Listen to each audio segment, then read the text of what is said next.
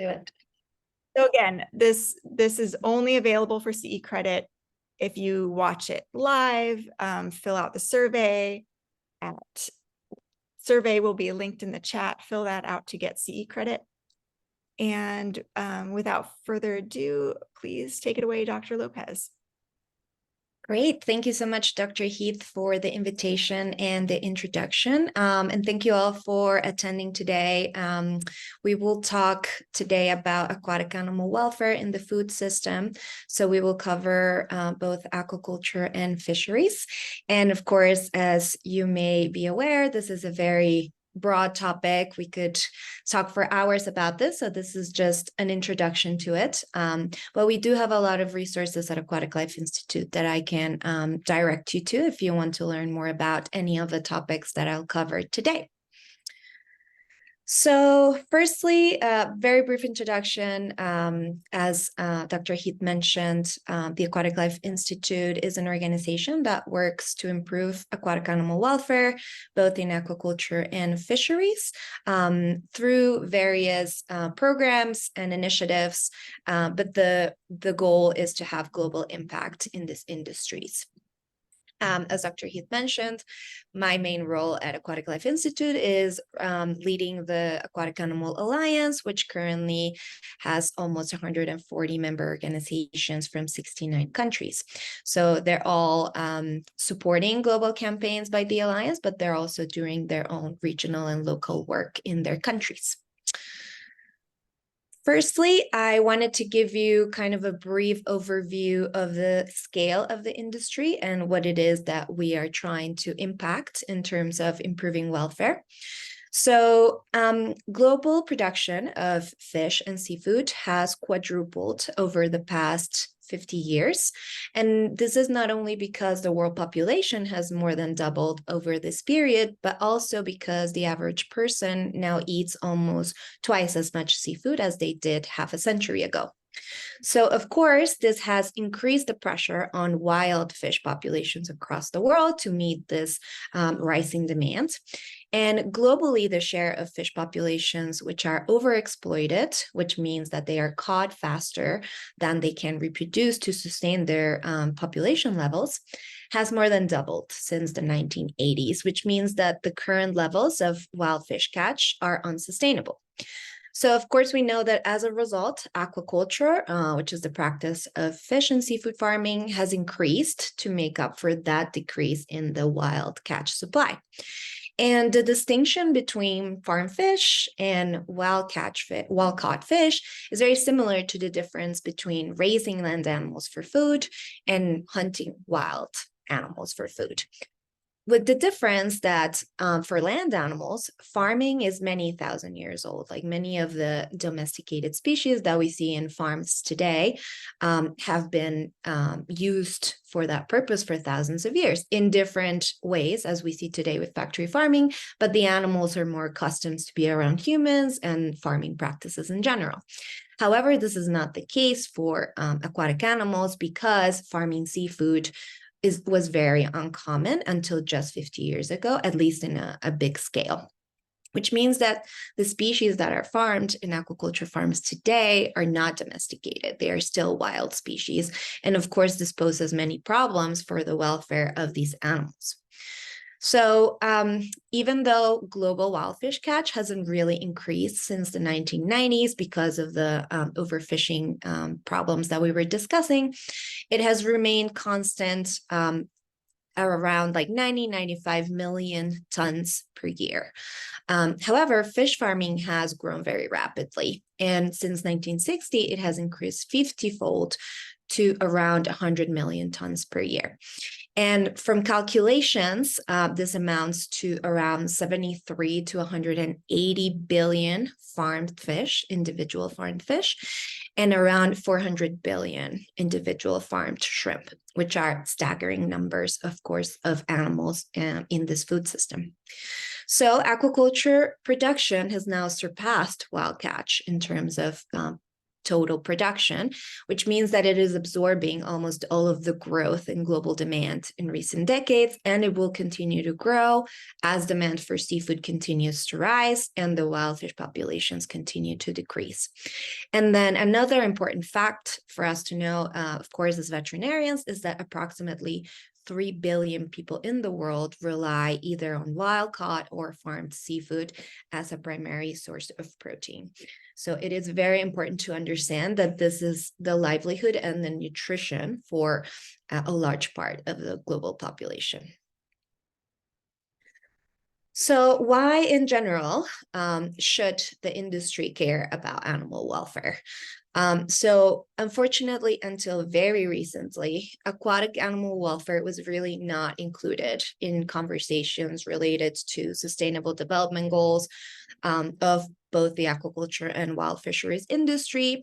And this includes all levels of society, including governments, companies, academia, producers, and even the veterinary profession, of course. So we really have not given aquatic animals the same considerations in terms of welfare than we have with other species that are land-based. But of course, we understand how important aquatic animal welfare, and one of the many reasons is that establishing clear, accountable, relevant, and applicable animal welfare policies can help stakeholders meet sustainable development goals, including environmental, social, and ethical dimensions. And of course, another driver to improve animal welfare is the constantly evolving purchasing habits of consumers and citizens towards more sustainable practices. It is becoming more unacceptable for consumers, especially from younger generations, for products to be produced by cruel and unsustainable methods. And this trend continues to grow around the world. And additionally, we know that animal welfare practices allow producers to increase their productivity and efficiency by reducing mortality and disease in their operation, and also reducing food waste and resource waste. And of course, another very important aspect of our work as veterinarians in this field is preventing public health emergencies by taking a one health and one welfare approach, because as we know, this aims to protect humans, animals, and the environment together as they are inextricably linked. And I will talk a little more about this further on. So I'm going to start talking about aquatic animal welfare in the aquaculture industry, because this is where we have more scientific evidence today. It has been more studied, and the conditions are more controllable in a farm than in the sea when they're being caught in the wild. So the first concept I kind of want to talk about is the concept of quality of life in welfare, which recognizes that animals have both positive and negative experiences, and it focuses on achieving the balance between the two. So as veterinarians in farms or in creating policy regarding production, we must consider that holistic definition of animal welfare, where both positive and negative physical and psychological experiences of the animals are considered when defining intervention. And of course, we know that this is key to maintaining healthy immune systems, which minimizes the probability of disease outbreaks, but also psychological welfare considerations such as reducing stress, fear, and frustration, while also providing mentally stimulating environments, can contribute to improve physical health. So in food production systems that are highly intensive and also have low welfare considerations, the results include poor health, more disease, more antibiotic use, high mortality rates, negative environmental and ecosystem impacts, and ultimately lower resource efficiency and productivity, which of course is the opposite of sustainability. And in aquaculture farms, especially, we see very, very high mortality and morbidity rates across the world. So this really suggests that a holistic approach to animal welfare really must become an integral pillar of farm and fisheries management practices moving forward, wherever intensive aquaculture and fisheries are taking place. And any veterinarian that is committed to improving outcomes and sustainability in their field of work must really take aquatic animal welfare into account. The next concept I really want to emphasize today is that we really need a mindset shift as a profession as veterinarians, because we need to consider the individuality of animals. And unless we consider fish and other aquatic animals as individuals rather than kilograms or tons, we will really not be able to address their welfare needs adequately. So, my first kind of homework for you all today is let's start referring to animals, both in aquaculture and the fishing industry, as individuals rather than as amounts. And with that new framework, we can really truly start creating lives worth living for these animals and reducing their suffering. So we based our animal welfare recommendations on the concept of the five domains, which I'm sure most of you are familiar with, where we take into consideration both positive and negative aspects of the 5 categories. And they're explained at length here in this image. Of course, these 5 domains apply to all animals, not only aquatic animals, but they can't be applied in this framework as well. So as we know, the domains include nutrition, environment, health, behavior, and mental state. And the sum of all these domains ultimately results in the welfare status of the individual animal. So taking into consideration all of these aspects in the domains, we created 5 key aquatic animal welfare pillars for aquaculture.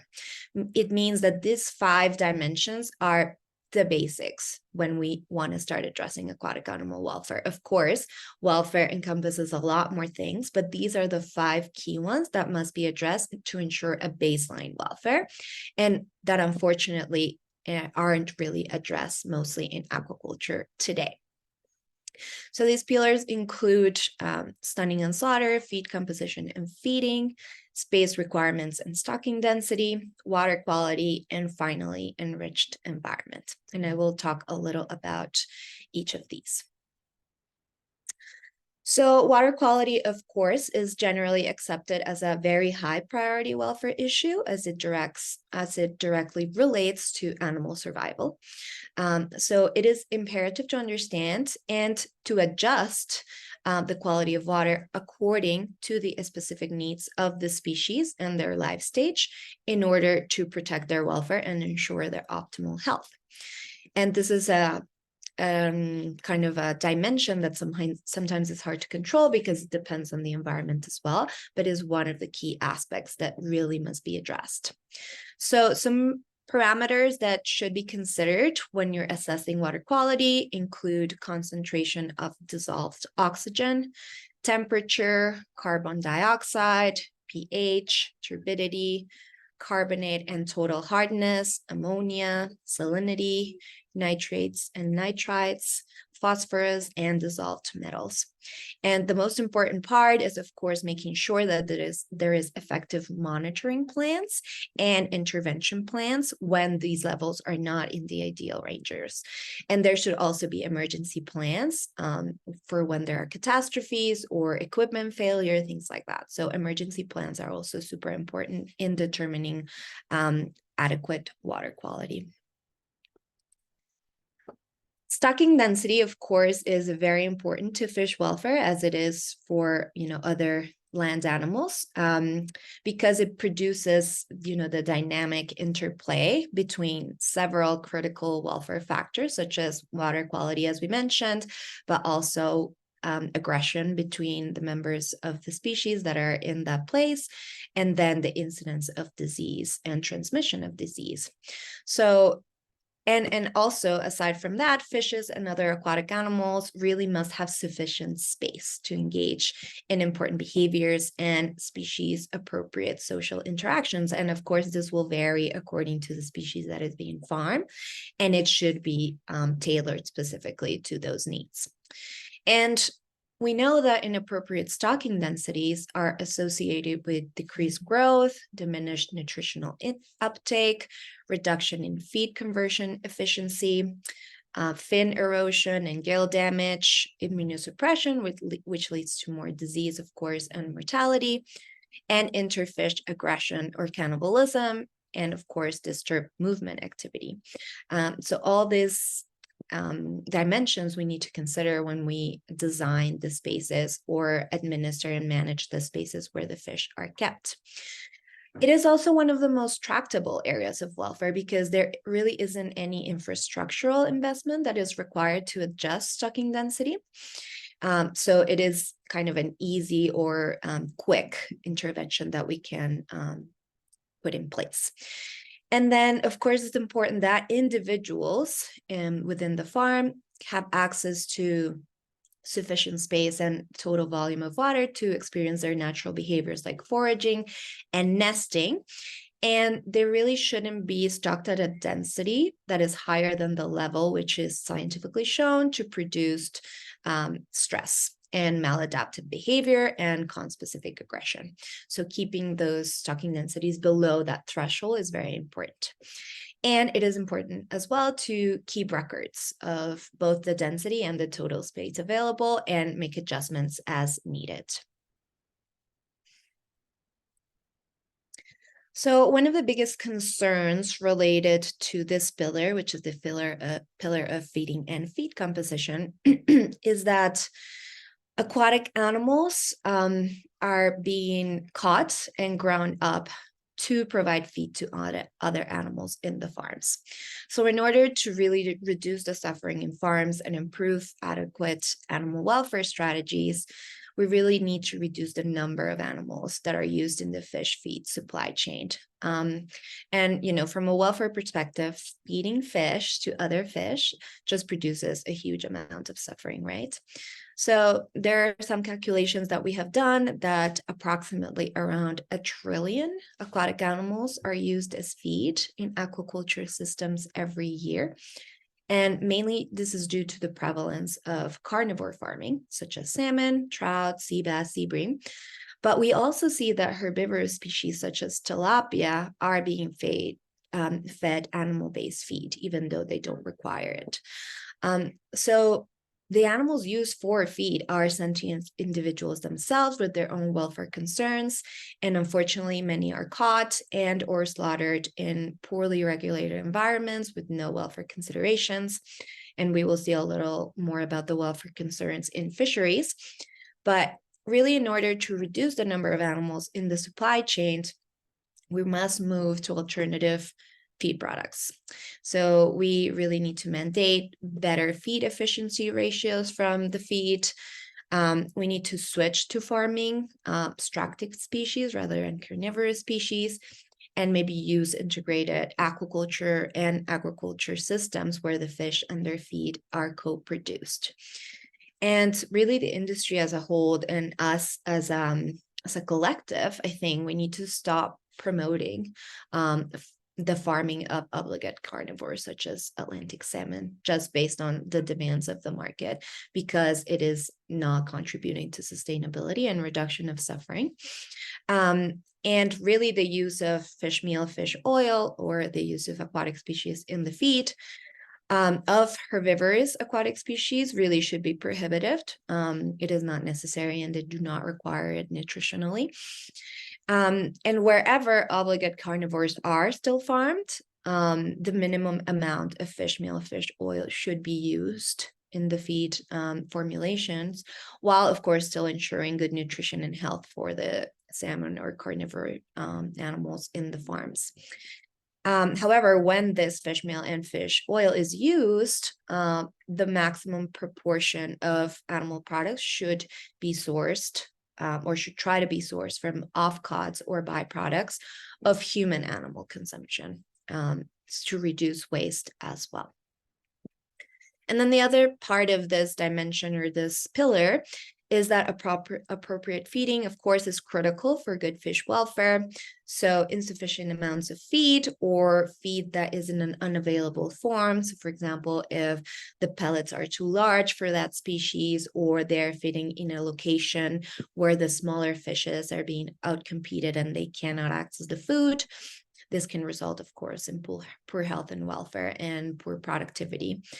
Providing too much feed is also bad because it can cause poor water quality, while all those all that waste is suspended in the water, so it creates more waste. And it also affects the health and welfare of the animals, but also the surrounding ecosystem. And, so it should really be a priority to provide appropriate feed formulations in the appropriate amounts. That is a high priority.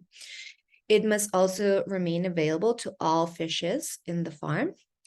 And whenever fasting is necessary, it should not exceed the minimum sufficient time to ensure the clearing of the guts, which is 72 hours as the absolute maximum. And there should be, of course, records about why, when, and for how long feed was withheld from aquatic animals. So, for example, this happens when they're going to slaughter, but also when some procedures are done to them. So only when this is necessary, like fasting should not be extended or done because of logistical concerns or off-flavor issues that could affect the welfare of the fish or aquatic animals. Of course, a very important part of the welfare concerns is the slaughter, because as we know, slaughter in fish is still done inhumanely in most parts of the world. So, of course, all fish and aquatic animals should be stunned before they are killed. So the method that is used for stunning should be adequate for each species, and it needs to render the aquatic animal immediately and fully unconscious within 1 second by a scientifically validated method for that specific species. It is important that it's tested on each specific species, and it is not just immobilizing the animal, but guaranteeing full unconsciousness. And of course, death must be induced without consciousness recovery. All stunning and slaughter equipment must be calibrated appropriately for that specific species that is being processed, to ensure that there is less error in the stunning process. Of course, a backup system must be in place in case the primary equipment fails. And in this instance, of course, electrical stunning is the preferred method for most species that we are aware of today. But of course, it must be scientifically proven in that species before it is tested. It is used on other species where it hasn't been used yet. Electrocution is preferred because it also renders the animal unconscious, but it also causes death. However, where that is not possible, decapitation right after the electrical stunning is a viable option. And while percussive stunning is preferable to many other ways in which aquatic animals are killed today, unfortunately, it is not as consistent, and it is more prone to human error. So this is not the method that we actively promote. However, where other types of equipment like electrical stunners aren't available, percussive stunning is the way to go. It is also very important that pre-slaughter handling is a crucial part of the experience of the animals during the whole slaughtering process and should be taken into consideration. So, reducing disturbances, making sure that the process removing them from the water goes smoothly. The withdrawing of food, as I mentioned, is not done but on extended periods of time. The crowding is done with certain specific criteria to avoid lesions and injuries by the animals. And of course, if there's any transportation to a slaughtering facility, the necessary care needs to be taken and the plans need to be in place.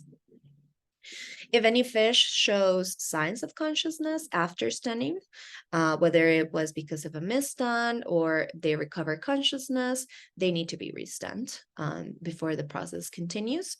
And emergency stunning can be performed manually with methods that have been proven effective for that species specifically. There are some methods that we do not approve because they are inhumane. This include ice slurry or immersion in icy water, asphyxia by air exposure, of course, exsanguination without prior stunning, salt baths for certain species, and immersion in CO2 saturated water. All of these methods should be prohibited.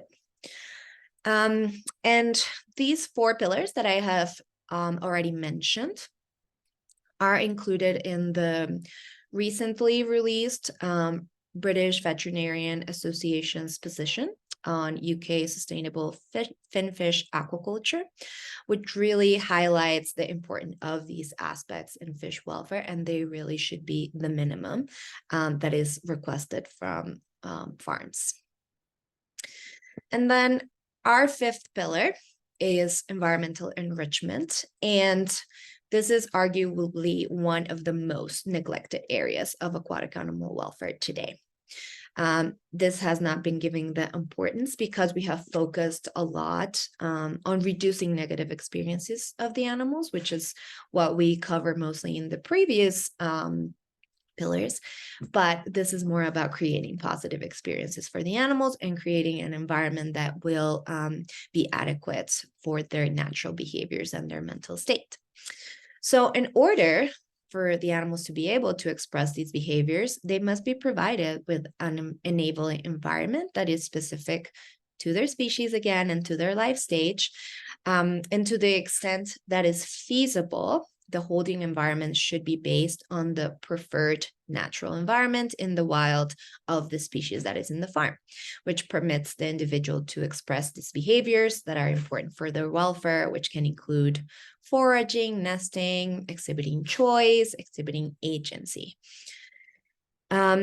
So there are a few categories to mention here. So for example, social enrichment refers to that the animals must have an appropriate amount of contact with the members of their species as determined by, their life stage combined with behavioral data that has been collected from that species in captivity. So some species, for example, require large schools of fish to be able to form their social structures. So it could be counterintuitive if you reduce their stocking density without acknowledging that they need a certain number of animals to create this social structure for their welfare. There's, of course, occupational or physical enrichment, where animals should have the freedom to obtain physical and mental stimulation to fulfill their behavioral needs and desires. So, of course, this can involve play, interactive feeding opportunities, sufficient room to swim. Then there's structural enrichment. So the environment should provide structural complexity. So for example, in terms of shelter or suspended objects, providing substrates, which can be used for nesting or burrowing. And it's important that when these structures are put in place, they shouldn't impede any individual animal's access to essentials such as food and shelter. They should also have a diversity of visual, auditory, olfactory, tactile, test stimuli, so sensory enrichment to facilitate their proper development. So for example, an example of this is placing colored walls in place of barren walls can help create that experience that is more enriched for the animals. And as I mentioned, of course, they should be provided with dietary enrichment, where there isn't just enough food and variety of food, but the frequency is in line with the animal's feeding behavior. And also it maybe changes. So certain times of day, they're fed in one place and then in another place, but this varies and it doesn't become a habit. So the fish can be more active in exploring their surroundings. So those are just a few examples of what can be used. For example, in the image, you can see a bubble curtain, which is kind of a device that produces bubbles within the tanks. So it allows to create like conditions that are similar to the wild, and it creates maybe separation. It allows the animals to have some independence. So it kind of tries to mimic as close as possible their natural environment. And then, of course, there are many other considerations to ensure the welfare of aquatic animals in farms, which I will not dive into today, because as I mentioned, the 5 welfare pillars are our main concern. But of course, transportation and handling, if they are to be slaughtered in a separate location, are very important.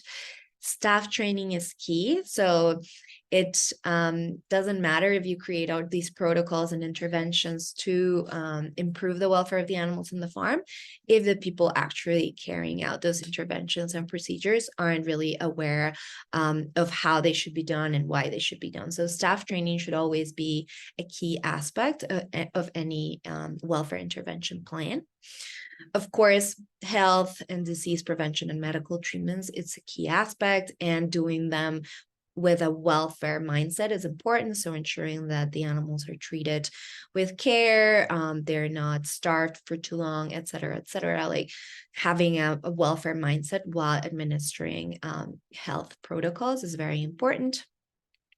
Another very important part is the impact of the farms on the environment. So what kind of aspects do we need to consider in terms of the surrounding ecosystem? So will there be predators that can affect the animals in the farm? How can we make sure that there's some predator control without having a negative impact on the biodiversity of the ecosystem that surrounds us? So these are very important. The waste, how are we disposing of the waste? Are we ensuring that this waste doesn't go into the surrounding ecosystem? So these are very important things to consider. And of course, monitoring and reporting are always key to ensure that the processes that we carry out in the long term, we ensure that are indeed making positive changes for the animals. So now I'm going to touch briefly on aquatic animal welfare in wild capture fisheries.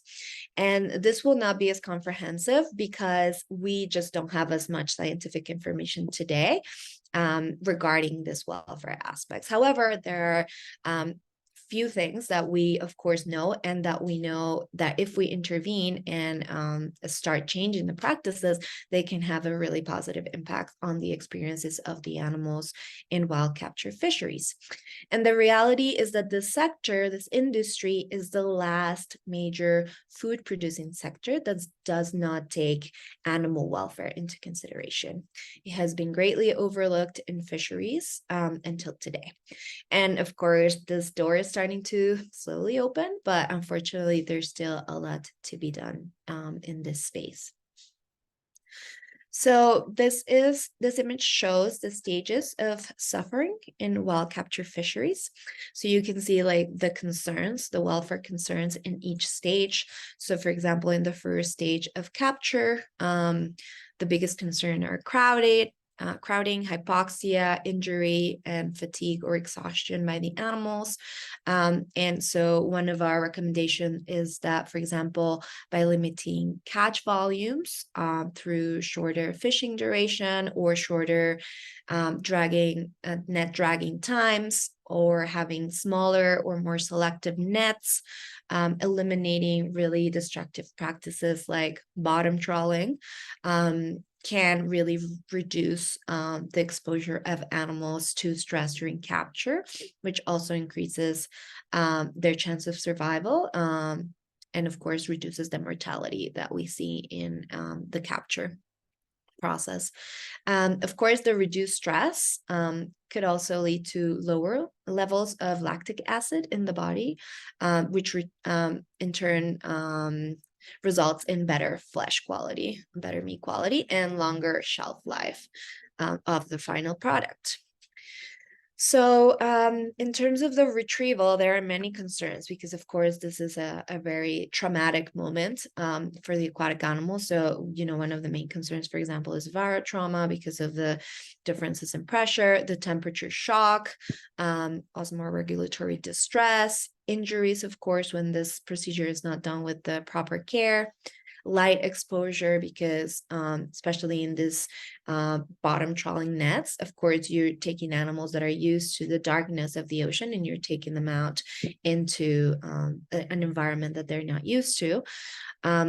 And then, of course, the problems with immersion. So like bringing them up quickly and like the impacts that that can have on the animals. So in terms of reducing the stress during this part, really the focus should be on changing the practices and changing the training to really reduce the injuries in overcrowded nets, which can result in crushing injuries for the animals and death by suffocation. So by reducing, for example, the size of these nets, you would have less animals and create less of this overcrowding effects that we see. And then in terms of onboard handling and live storage, of course, we see a lot of the of similar concerns. So in this case, really better training and oversight is really key. So there are, you know, some ideas as, for example, you know, doing CCTV on the fishing boats to ensure that these procedures are being done adequately in terms of welfare. And there is an online course by the Norwegian Institute of Food, Fisheries and Aquaculture Research, NOFIMA, in Norway, which kind of touches on gentle capture and live storage for improved animal welfare and product quality. So we think that this is something that other governments and other the industry can also do, like create these materials or these courses to ensure that the employees that are in these boats and ships do the procedures in a correct way to reduce the suffering as much as possible. And of course, something that isn't done in the industry at all, pretty much, is stunning the animals before slaughter. So most animals that are caught in the wild are not stunned previous to slaughter. But the stunning technology does exist today for the majority of species that are caught by commercial fishing vessels. So really, we are pushing for it to be mandated by legislation. Of course, first in aquaculture, but also in fisheries.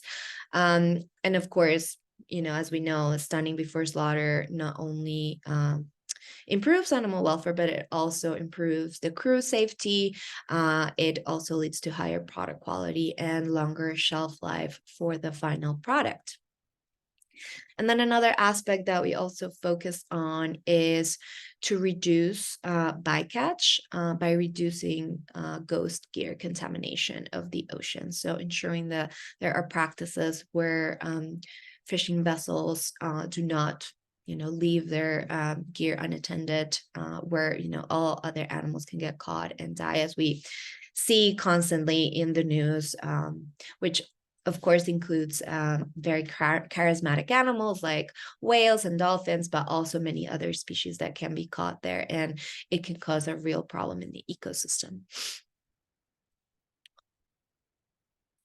So I wanted to also touch briefly on the One Welfare, One Health framework, because as we know, this is crucial for veterinary professionals to take into consideration in their work, where the health of humans, animals, and the environment are linked. And of course, this applies to aquatic animals as well. So as we know from the One Health framework, a related framework called One Welfare was created, and similarly to the health framework, when we talk about welfare, we must address the three key aspects to achieve true impact in improving welfare. So we must make sure that when human well-being is being considered for policies, it really must also be addressed alongside the welfare of the animals and the conservation of the environment. Because if we fail to address one of the dimensions, or if we imagine in this umbrella that one whole side of the umbrella is missing, well, we will still get wet, right? So we really must incorporate all aspects to ensure that our umbrella protects us from the rain, or in real terms, ensure that policies and strategies and legislation are designed to improve human well-being, especially that related to the aquaculture and fishing industries and the communities that surround them, also includes animal welfare. And this is where veterinarians have such an important role to make changes. So this has been the actual missing link of the conversation, aquatic animal welfare. a part of the umbrella has been missing all this time in the aquaculture and fisheries industries. And as a result, what we have seen is that interventions on improving the sustainability and the outcomes of this industry have really come short to expectations, as for example, we see with the sea lice infestations in salmon farms around the world. This is a problem that hasn't really been able to be tackled, despite trying, and it's because it hasn't been addressed in an aquatic animal welfare lens.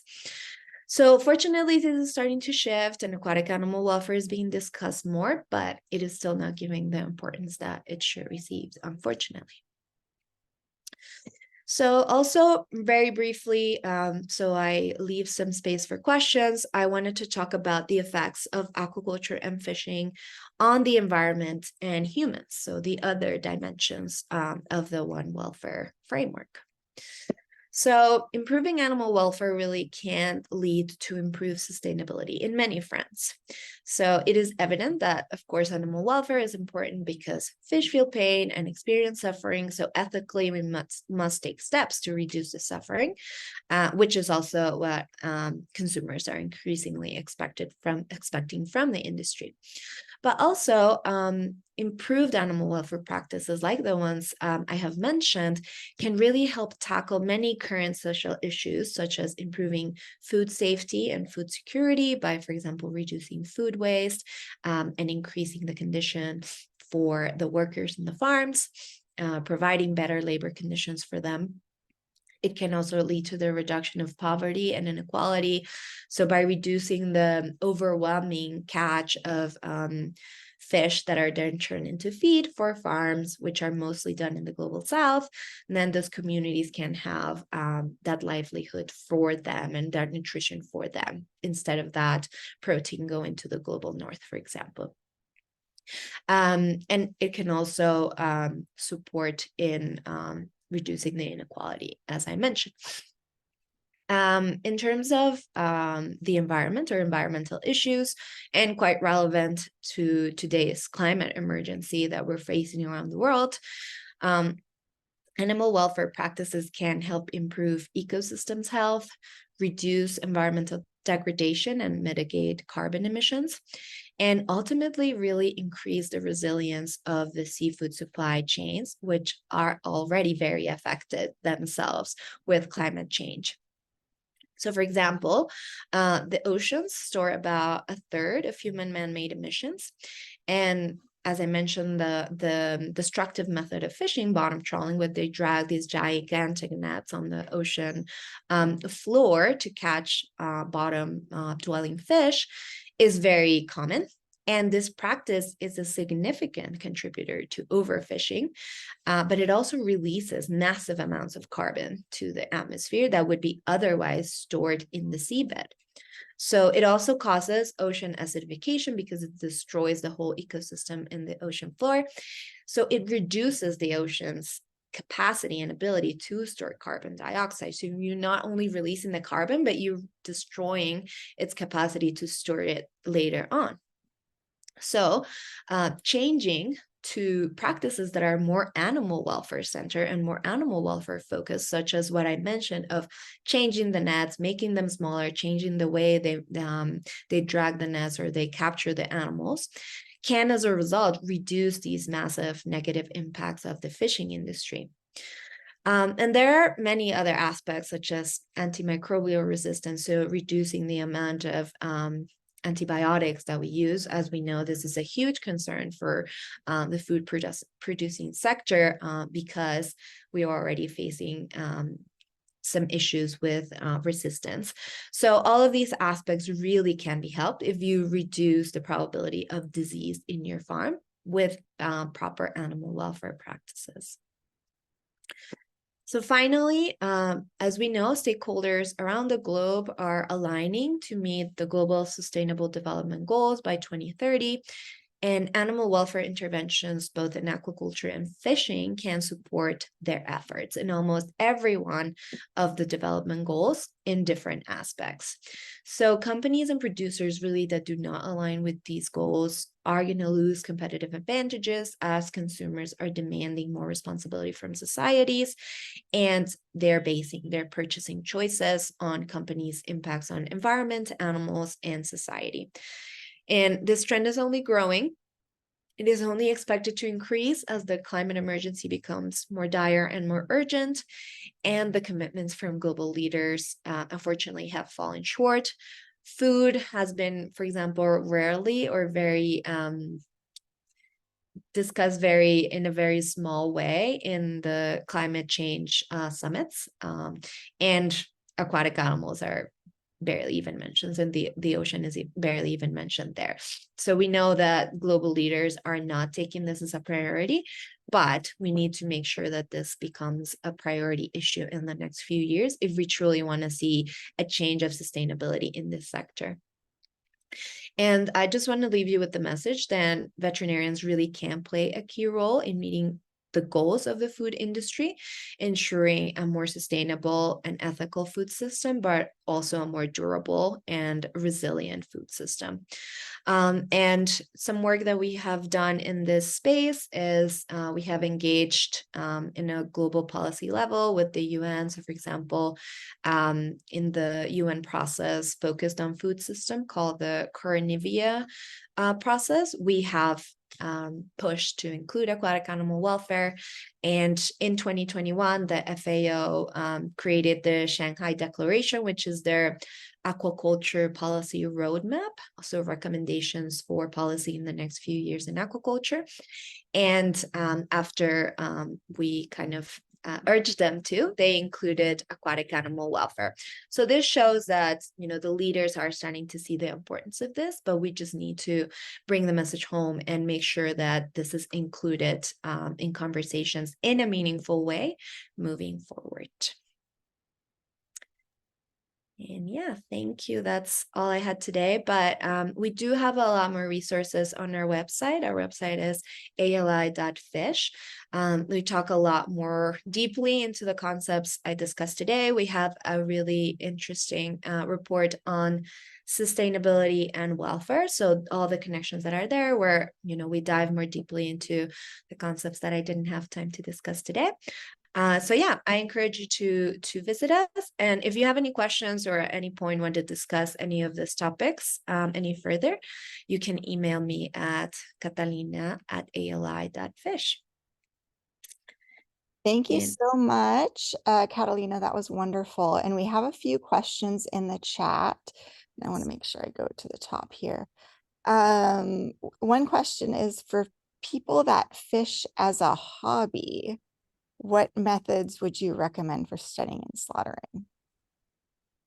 I mean, there is percussive stunning that can be done manually, and these processes are done when there's an emergency and, for example, the equipment fails. It is not the most chosen method for us because it can lead to human error, but it depends on the species. So I think researching what kind of species you fish and looking into processes where you can like manually stun them, like by basically hitting them on the head, it would really help to reduce the suffering of the animal in that moment. But it would really need to be specific for that species.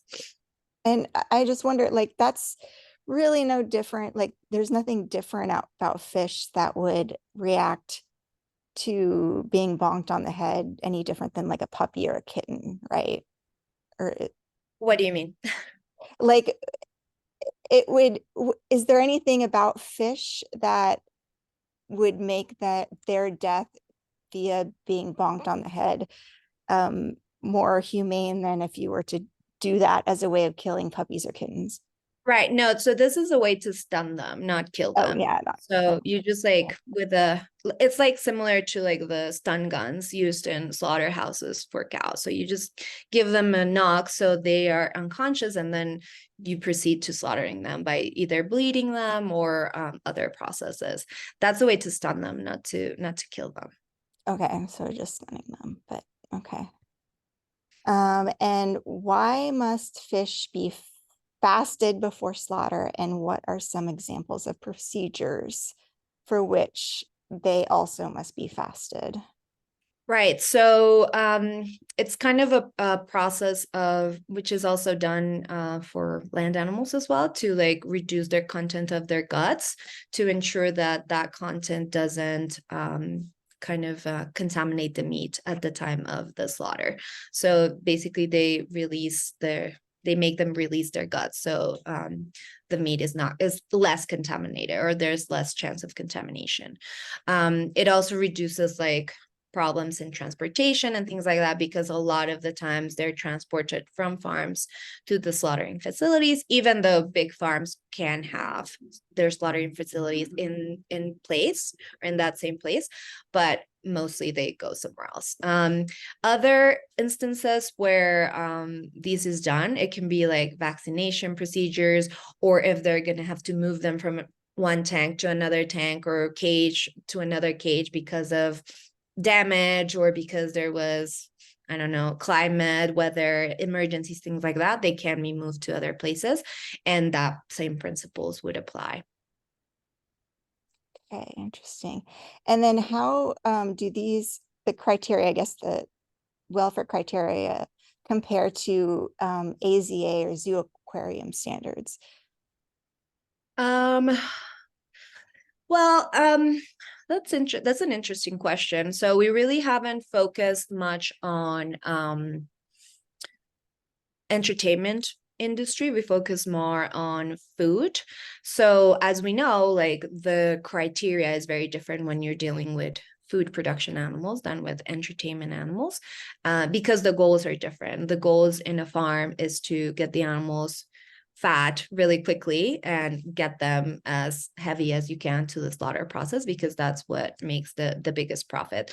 So I think the priorities are different. However, the principles are the same. Like you need to keep the same conditions in an aquarium to ensure that the animals are healthy and they have good welfare. So for example, environmental enrichment in aquariums is much more common than in farms, right? Because they make the enclosures prettier and more similar to what you would see in nature. Also for the people that are attending, of course, these enclosures, but the principles really remain the same.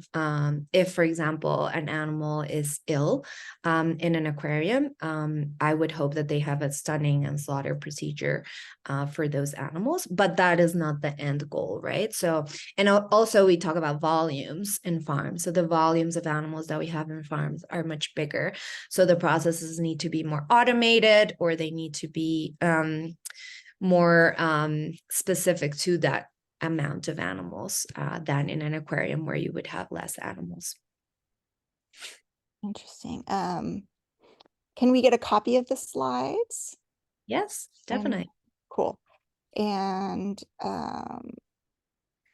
do we ask this? Sorry, are these animal welfare criteria part of any certifications or other schemes currently being used, such as the Marine Stewardship Council or Seafood Watch? Yes, that's a very good question. So one of our main campaigns at Aquatic Life Institute has been to work with the certifiers of seafood in the past 2 years to ensure that they include meaningful animal welfare standards in their overall standards, right? Because historically they have focused more on food safety concerns or fish health concerns or environmental concerns, but they didn't really address aquatic animal welfare, and we didn't want it to become like a greenwashing situation, right? Mhm. So we have engaged with them. Unfortunately, 7 of the biggest ones have started to include aquatic animal welfare more and more. And in our website, we have a resource which is called the benchmark. So it's a certification in aquaculture benchmark where we evaluate these 7 biggest certifiers, that most of them are found globally, and how they rank against each other in terms of the 5 welfare pillars. So I think that would be interesting for whoever asked that question. You can see where they rank. Currently, the highest ranked standard is the upcoming ASC standard, which comes out 2024 and will be applied in farms in 2025. But they address a lot of these concerns that we mentioned today. Okay. And oh, where can we get a copy of that one welfare umbrella diagram? You can share the slides, but I'm sure it's available Yes. elsewhere online. I've seen. Yes, it's on the One Welfare organization website, but you can also message me and I can send it to you as well. Cool. And this is my question. So many people are forced to depend on this industry for food and jobs. What are some of the ways in which the aquatic animal slaughter industry is limiting access to slaughter-free forms of food and slaughter-free jobs in populations that are dependent on this industry? And how can we best combat that legislatively or with activism?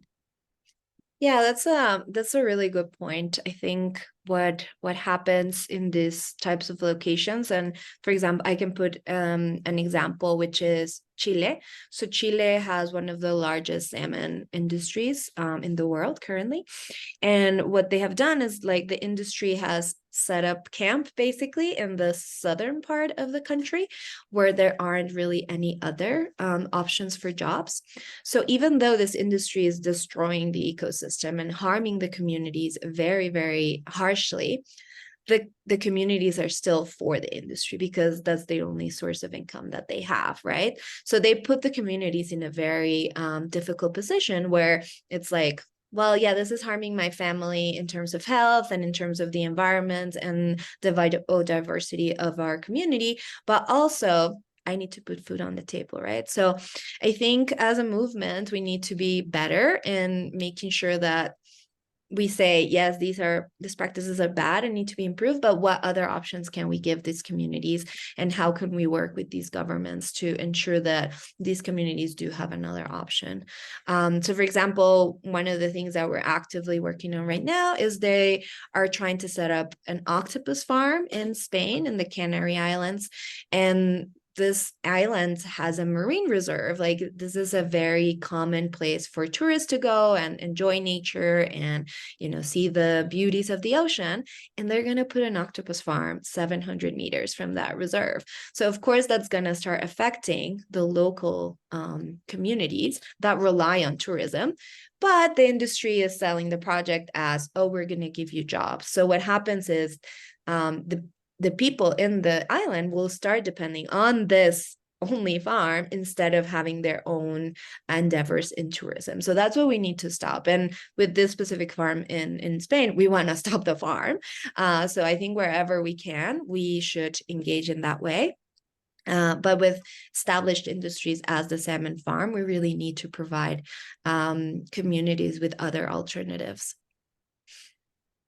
And do you have a sense of how animal welfare standards and practices in small scale fisheries, e.g. island nations, compared to larger industrial commercial fishing operations? Right. So the real issue that we see with fisheries is the large scale fisheries, because small fishing communities, they do it very in a very balanced way. Like they take what they need from the ocean and then the ocean recovers, like the population recovers. But what the large industrial fisheries do is that they take so many animals at the same time that the populations can't recover. And as we know, like the high seas are literally no man's land, or no man's water. So nobody is monitoring what is going on in high seas. Like they can do whatever they want. They can take as much as they want. And however continuously they want. So the populations start dwindling and start disappearing. Whereas in small scale fisheries, even though I would be concerned of like welfare aspects of the animals being fished and not being, for example, properly stunned, the amount of damage that is being done is nothing compared to industrial fishing. So we are against industrial fishing because we realize that some communities do rely on fishing for nutrition and their livelihoods, but they are not the ones that are causing these big environmental problems. And what percentage of all currently farmed fish are carnivorous? That's a good question. It is kind of difficult question. I don't have the answer for that right now, but the fish that are consumed in the global north are mostly carnivorous. So we see salmon, we see trout, we see sea bass, sea bream. Shrimp are omnivorous, but they are usually feed with animals. So, as we know, shrimp is also a big industry. So I don't have the number for you on carnivorous fish, but it is a large percentage just because that is what the global north has been driving for the market in the past decades. Interesting. And this comment says laudable aims, but only one side of the argument. Just for a bit of balance, please read. And this article that they share is reasons to be skeptical about the sentience and pain in fishes and aquatic invertebrates. And this is from October 4th, 2023 in this journal Reviews in Fisheries, Science, and Aquaculture. And this is,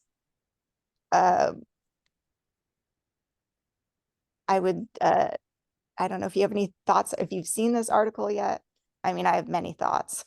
Experience who's been with fish at all know that they are Yeah. sentient and feel. Yes, I mean there is vast evidence. I would like to see like more about the study and who funded it. I think we see a lot of these studies that are against improving welfare. But yeah, it's good to read and be aware of what the other side is saying. So thank you for sharing. That is very important to have into consideration. But we are 100% and absolutely sure that fish feel pain, experience suffering, and therefore they need better conditions, better welfare, and we will keep pushing for that. Yeah. I mean, sometimes we just have to use our eyes, and like if you've been in the ocean before and you've seen them interact in the wild, like And the thing is, like with human, so I think the way that we always evaluate other animals is related to our human experience of pain and suffering, but it doesn't mean that that is the only way to experience fear and suffering and pain. I think we need to learn a lot more about those other animals that are very different from us. So for example, fish or octopus, yes, they may not have the brain structures that humans have. That doesn't mean that they don't feel pain. It's another evolutionary process that led them to experiencing the world in a different way. It doesn't mean that they don't experience it. They just experience it differently. So I feel a lot of these studies are done with the mindset of, oh, well, you don't have the main center that humans process pain in. So that means that you don't process pain. And I don't think that framework really works.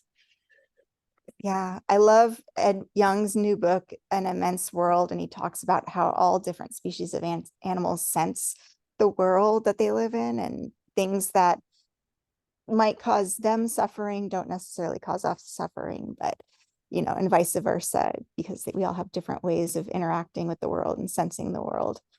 But we all do sense the world in order to survive and thrive. So Exactly. thank you, Dr. Lopez, for all of that information. It was super, super interesting. And we don't hear enough about the fishes. And I hope to get a lot more information about them and insects and other species we don't usually talk about enough. So this will be available on our YouTube channel and on our social media. So please check that out and follow us. And yeah, thank you all so much for coming. Thank you all. It was great to spend time with you today and talk about fish. Thank you all. I'll Bye, talk to Dr. you all later. Bye. Thank you. Thanks.